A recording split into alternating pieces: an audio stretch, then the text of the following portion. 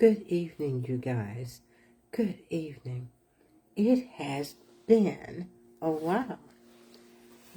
I celebrated my 70th birthday, which was September the 28th, but I celebrated for a month. Always have. But this was special. This was a new 10, the start of a new 10. I made it through the 50s and the 60s, and I think about the 60s and the things that I went through in the 60s. And if I can just take a moment just to reminisce, is that in the 60s, in my 60s, I came home. I came home back to Lexington, Kentucky. I came home, and it was nothing like what I left 36 years ago. I came home, and I was here with both of my parents until they transitioned. My father in 2015 and my mother in 2020. In my 60s, I had both of my knees replaced. So now I am, I feel like God is just getting my temple ready because he knows I want to be remarried in my 60s. And I'm going to try to say all of this and not get tearful. But in my 60s,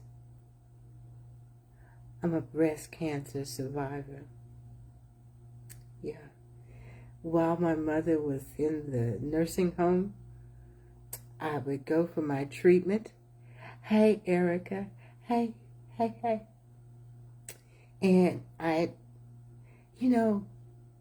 when you're going through treatment for cancer of any kind, but breast cancer, you get so used to taking your clothes off and being poked and prodded that you don't think anything about it. And you make good friends at the oncology building because some are coming for chemo as well as radiation. And so you get to meet them, and you go back and you take your clothes off and you put the pretty rose-colored gowns on, and you don't even think that you all are all sitting there together, and you have the king has no clothes on. And 30 treatments. Yeah, you're zapped with radiation. 30 treatments. And I think how I would leave there and yet have my mother's lunch ready with me because she gave me her desires every day when I left to tell me what she wanted for lunch the next day. If we were not going to the mall or the Super Kroger, she loved the Super Kroger. And anyone who knows me knows I have problems with crowds, but not her. Oh, I have such fond memories. And then in my 60s, I was there with her when she took her last breath. But I remember her saying to me, "Are you going to pick me up?" Because see, when I had my first knee surgery playing racquetball, right? She took me to every one of my rehabs. And so when I told her that I had breast cancer and that I would be a little late getting to her because I had to have 30 treatments, I remember her saying, "Oh my Lord, well, what time are you going to pick me up so I can go with you?" She still treated me like I was a little girl. It was so special. But you know what? I made it. I made it to another 10. And I feel like he's got a few more 10s for me to go through. So I just wanted to share that. I've missed all of you all, but we're gonna talk about disrespect. Disrespect. And we always think about all of these things in the context of dating. But it's not just about dating. It's how we are disrespectful to each other on an everyday basis. And if we are disrespectful on an everyday basis, how can we expect to be good in a relationship that would lead to marriage or partnership, any of that, if we cannot be respectful in our everyday? So let's talk about disrespect. Hey, William, how are you? How are you? Oh, I said I wasn't going to cry, didn't I? I guess I lied. Anyway, let's look at the word disrespect. Disrespect. It's comprised of, thank you, it's comprised of two words. It's comprised of two words. Dis, D-I-S, the lack of or not having, and respect, relation or relationship, regard, consideration. So we have the lack of regard or the lack of consideration. And what does that look like?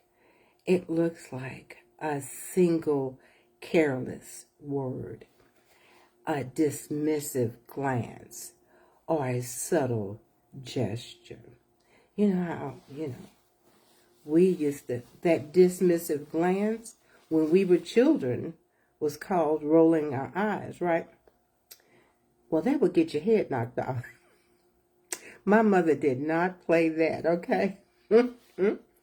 Or that subtle gesture when you want to think no one's looking at you and you want to flip them off. You know what I mean when I say flip off. Or, that careless word.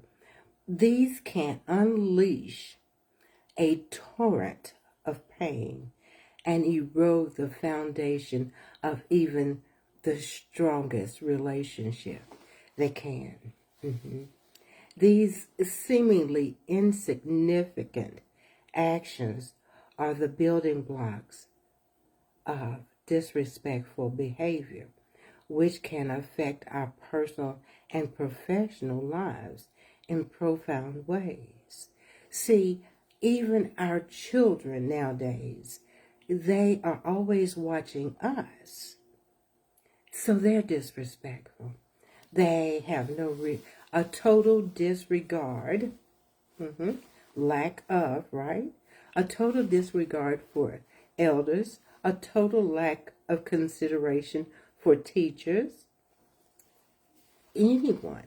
They see us do it and they emulate it. Yes? Yeah.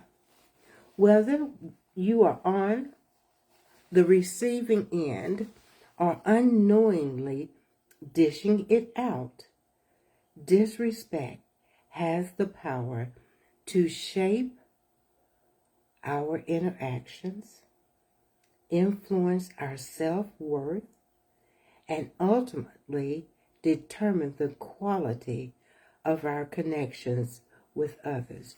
Our connections with others. So it's not talking about this guy that you're interested in, with others. These are co-workers. These are people that you go to church with. And we have to look at, why are we going to church? Are we going to see who's there? Excuse me. Are we going to see who's there? Or, are we going to show off our new outfit? What are we really going for? So, see, it's disrespect. Still disrespect. It is all too easy to overlook the impact of our words and actions. In haste, we send quick text messages. Haven't you ever got anyone who knows me? Please don't text me. I hate to text because you cannot feel the inference in what it is that I'm saying. I can't feel what you're trying to say. So when we send those quick text messages and then we get a quick response back, it's because you haven't thought about the words that you just quickly tapped out. Our social media responses.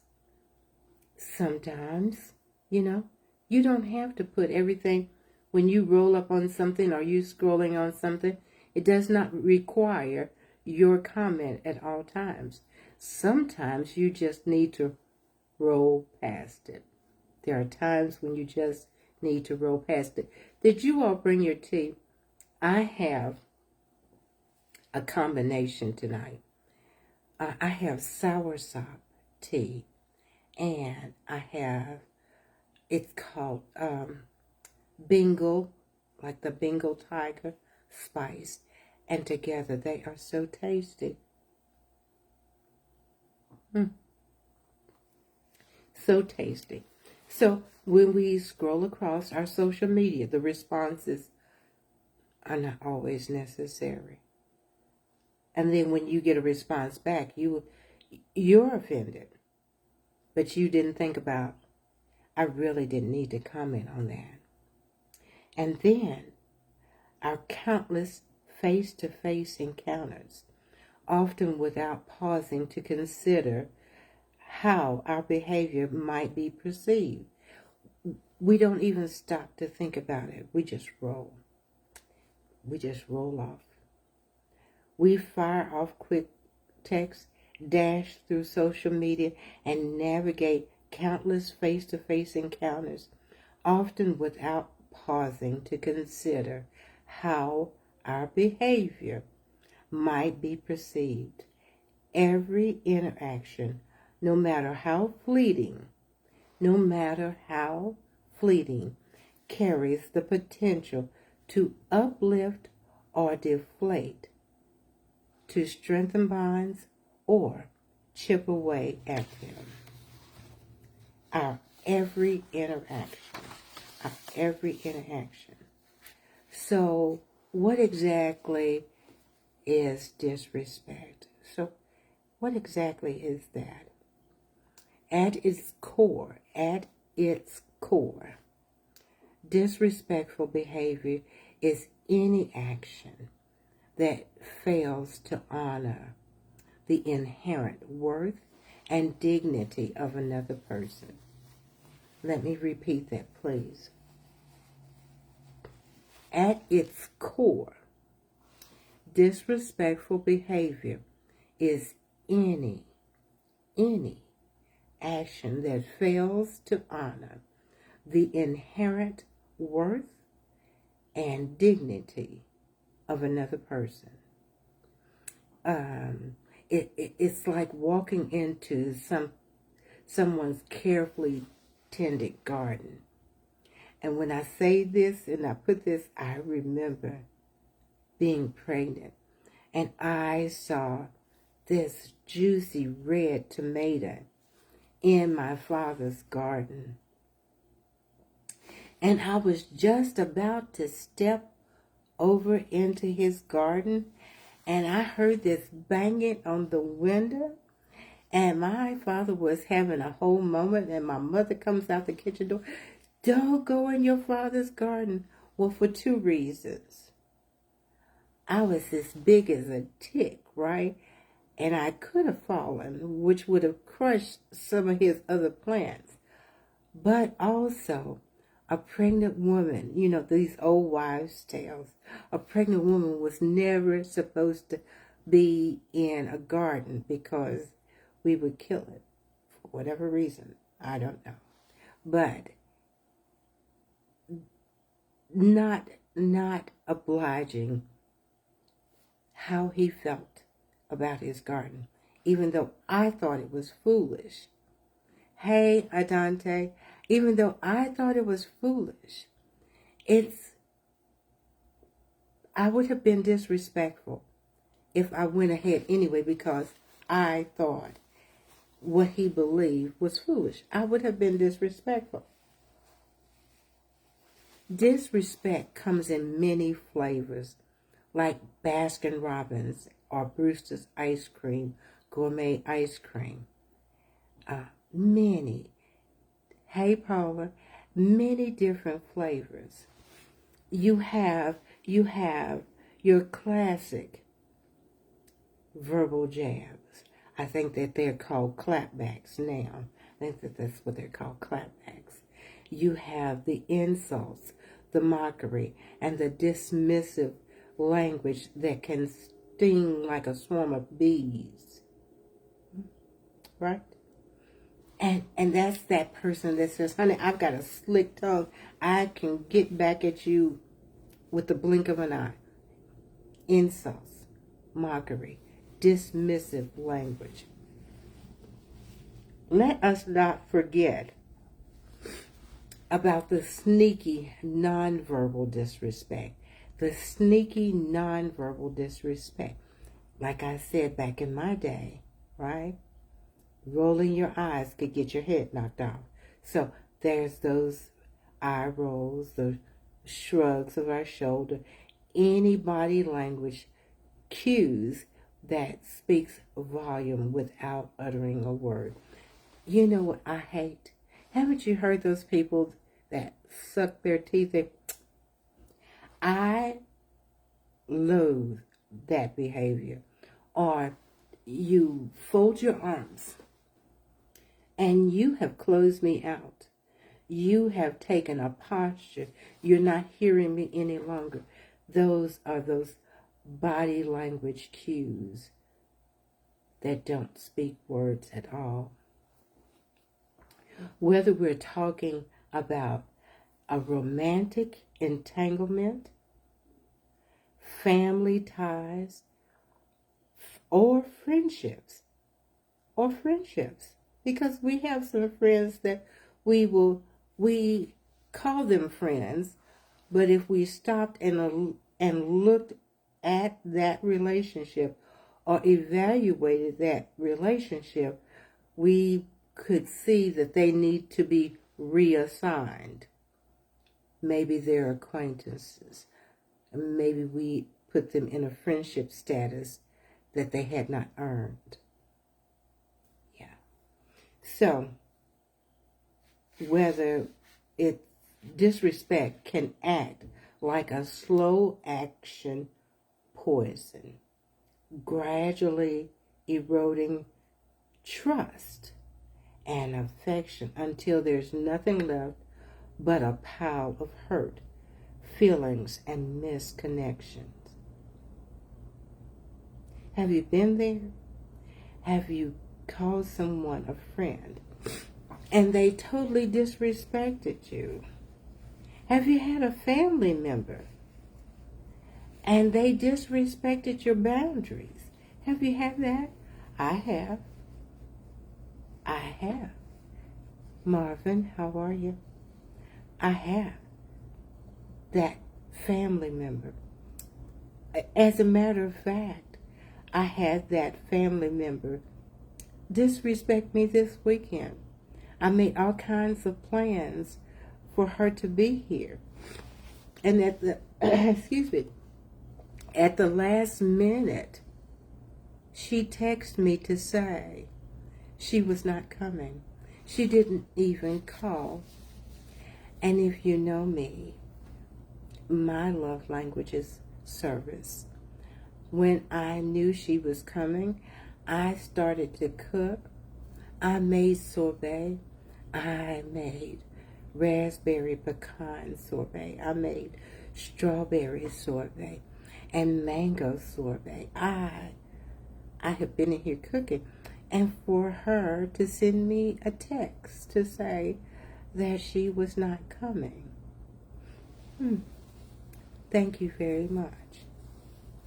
When did you know this? In the week When did you know that you were not coming? And why did you wait until the last minute? So, like I said, it may act like a slow-acting poison, gradually eroding trust and affection. Hey, Pauline, I see you. And Miss Barbara, how are you?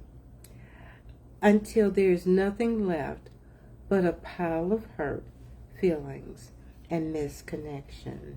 In the realm of romance, disrespect can wear many masks. It might show up as a partner who constantly belittles your dreams, dismisses your opinions, or treats your feelings like yesterday's leftovers. You know there are some leftovers that are not very tasty, and some people like leftovers, but treating your feelings like yesterday's leftovers. It's the relationship equivalent of trying to build a sandcastle while your partner keeps kicking sand in your face. It's frustrating and ultimately futile. Now, in a relationship, disrespect can present in a plethora of ways.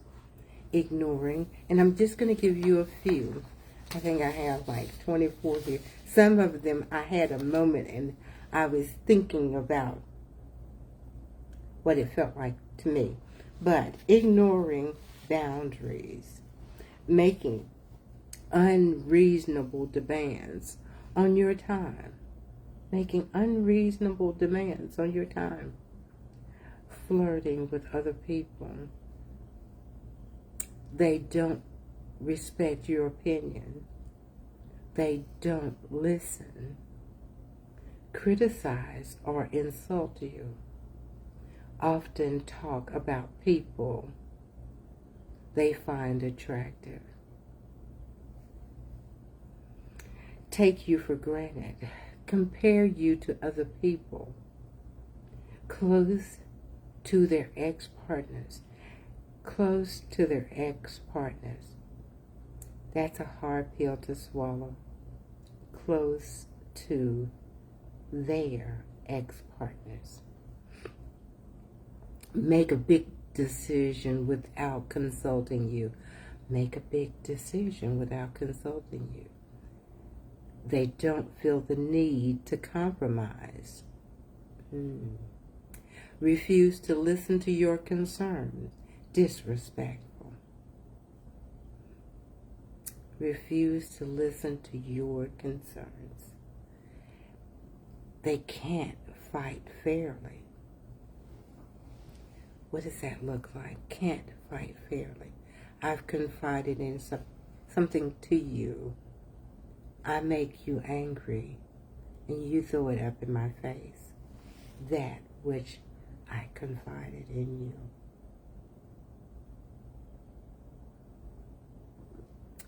Don't care about your well-being. Lie and hide things from you. They use you.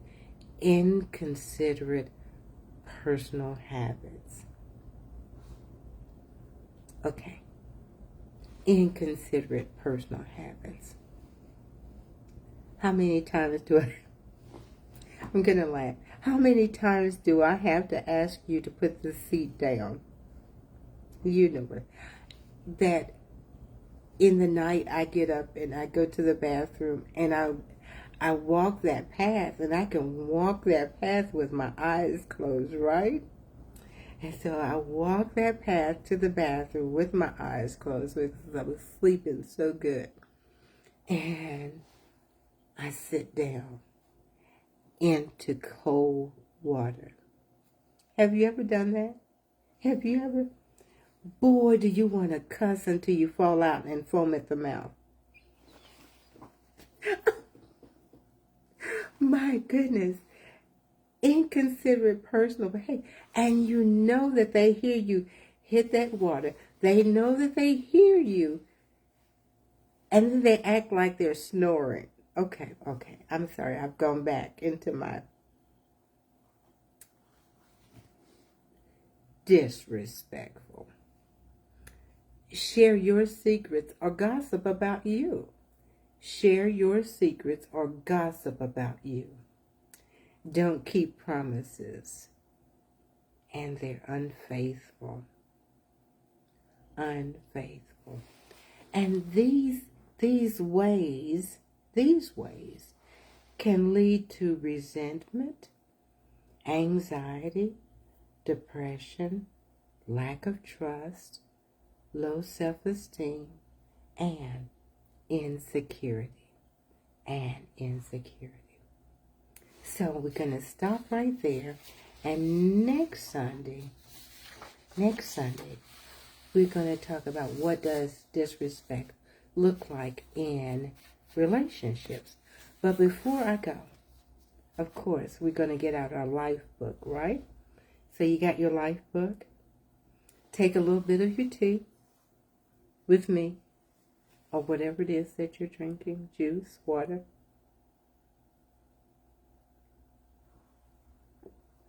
And I know that was a lot to swallow and a lot to digest, but this I will put up on YouTube as well as Instagram,